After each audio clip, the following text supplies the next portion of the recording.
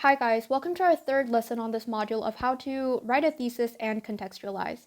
So, you may be wondering what contextualization is, and basically, it's just giving context to your argument. I mean, it's pretty self-explanatory. But going back to our example about the curfew, let's say, for example, you just suddenly burst while hanging out with your friends, and you just suddenly complain to them that, ugh, I hate my curfew, I need to stay out longer.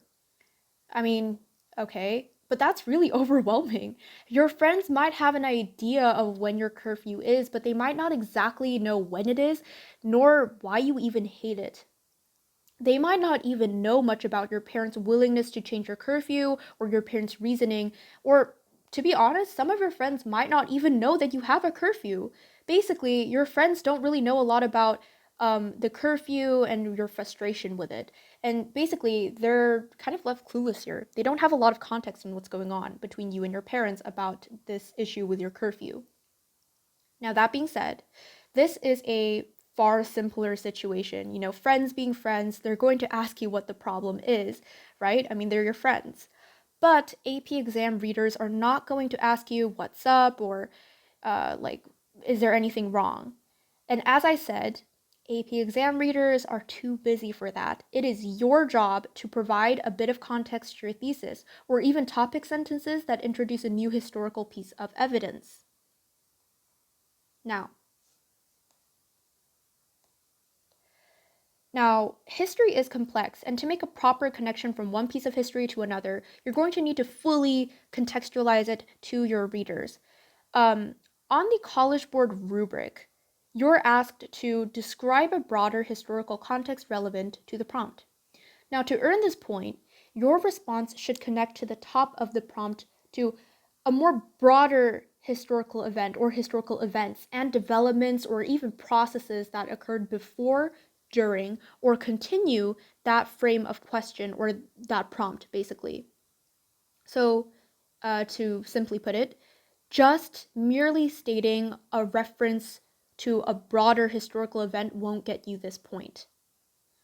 All right, so pause if you need to take notes, but here are some things that you can keep in mind when you are trying to contextualize. So your first thing is that you should write about 3 to 5 sentences.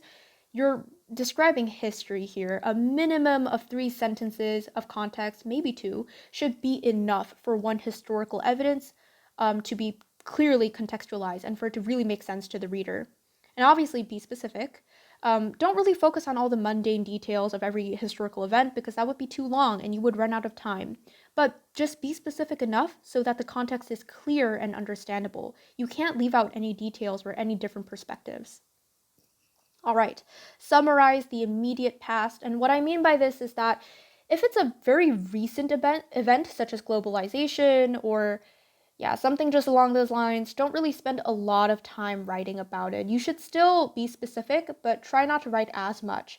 Whereas if you're writing a lot about a very old event that happened way ages ago, you should write a little bit more. And the fourth point is so important, I can't emphasize this enough. Make your contextualization relevant to the prompt. A lot of kids sometimes reference different perspectives or points when contextualizing about a specific event that is not necessarily relevant to the prompt. It is related to the event, but it's not really related to the prompt or what the prompt is asking.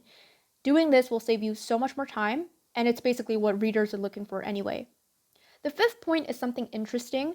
You can technically even examine and connect with current events happening right now. And I think the most, straightforward and easy example to this would be describing the pandemic and other previous pandemics or disease spreads that happened in the past. So, like the Spanish flu and COVID-19, AIDS epidemic, and recent global pandemic, and the Black Plague in the Middle Ages with COVID-19. So, it is possible. I don't really recommend doing this because COVID is still technically going on, and we don't really know what the outcome is going to be. We don't really know, unfortunately, when it's going to end. So, although you can contextualize and connect these two or these multiple events, I don't really recommend you do this often. All right, so pause if you need to take notes, but here are some examples. So our prompt for this one is a little bit different from our American independence one. It's an actual world history prompt. So it's evaluate the extent to which the establishment of mercantilism in the 16th and 17th centuries marked a turning point in relations between Europe, Africa, and the Americas. Pause if you need to read this on your own, but I will just read it along with you. In the 15th century, economies of Western European countries had grown since the Middle Ages, largely due to the expanded productivity and trade from the commercial revolution. However, Western Europe still paled in comparison to the more established civilizations of India and China in terms of economic productivity and wealth. Europeans, seeking access to the trade routes of Asia and thus greater wealth for themselves, ventured out on oceanic explorations which brought them unexpectedly to the Americas. After arrival, European nations set up colonies in the Americas for the purpose of supplying the European mother countries with raw materials that could be converted into finished goods and sold to the market for profit. This process, was called mercantilism, and it allowed the economies of Western Europe to expand.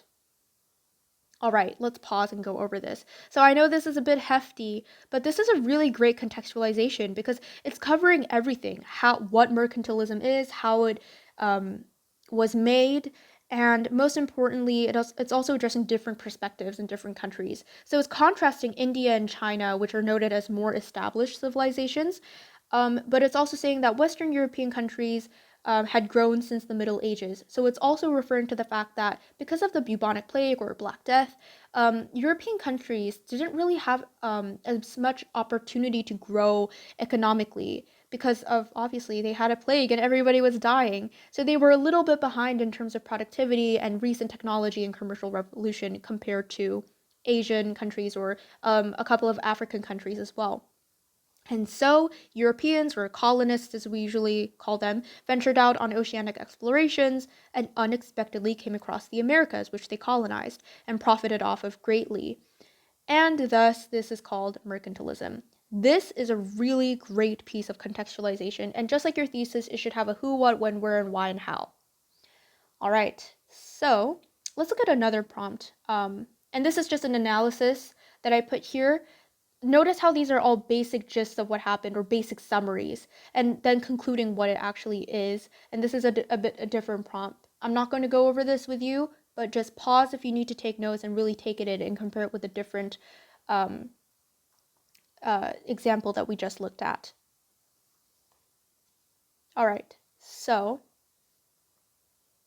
I will just give you some time to look at it, but here's the thing. So some of you might be asking, do I actually have to address all 3 points per contextualization? Not really, but that depends on the historical piece of evidence that you're choosing. What's great about this example is that this also addressed all the results of new imperialism. So it didn't leave out a single detail, and it addressed all the important details, the who, what, when, where, and why. And again, it also addressed the effects that happened as European countries tried to imperialize Asia and Africa. It also gives a reason how this was possible through rapid industrialization, leading to the development of transportation, and thus allowing Europeans to travel in order to imperialize. Basically, this example and the previous one we also looked at is really well rounded and it covers everything within, of course, 3 to 5 sentences. Having this as a standard for contextualizing should be pretty good to have. All right, so contextualizing is extremely important when it comes to any sort of argument because, well, you're literally given your audience context, and history has all sorts of different kinds of context and underlying reasons as to why an event happened. So it's extremely important that you make sure you practice this and nail this down. But it is also arguably the most important when talking about connections and using historical events as evidence because it enhances the argument and makes it stronger. Always make sure that you contextualize. I'll see you around.